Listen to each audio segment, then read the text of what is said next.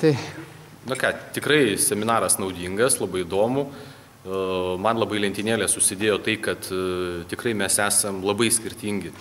Ir tie vaidmenys, ir tie mūsų poreikiai, net ir labai sužadėjo tai, kad net nesistengit suprast moterį, nes tai yra nepaaiškinamas dalykas. Tiesiog rūpinkis savimi, rūpinkis savo pareigom, stenkis nedarytų vyriškų klaidų ir automatiškai tas dėkingumas visame kame jis tikrai duoda, tikiu, kad duoda tokių vaisių, nuo kurių mūsų santokos ir santykiai bus turtingesni, šeimos bus brandesnės, vaikai augs laimingesni ir su tėveliais labiau sutarėsim.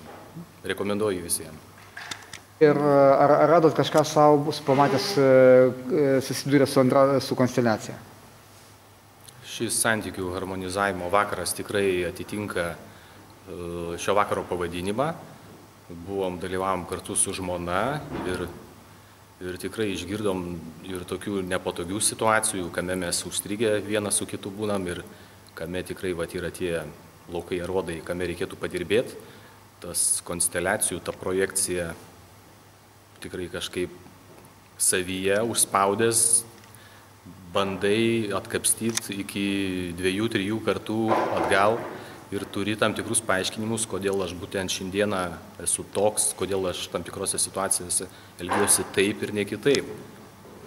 Ir ta projekcija tikrai kažkiek iš to išvaduoja, iš to pačio supratimo, kaip yra kas. Na, reikės pakapstyti toliau. Dėkui. Ar buvo naudinga ta demonstracija scenoje? Demonstracija scenoje labai, nes jeigu skaityti apie tai teoriškai, to tikrai nepajausi. Knyga yra knyga, čia tikrai buvo ir emocijų, ir auditorija reagavo, ir vadovas, psichologas, psichoterapeutas su savo intervencijomis įkišimais paryškindavo arba vieną arba kitą tą emociją, vieną kitą situaciją, tai labai paįvairina tą supratimą. Tas žmonių išdėstymas vaizdinis, sakysim, ką jums davė? Kad buvo išdėstyti žmonės, o ne šiaip kalbėjama apie tai.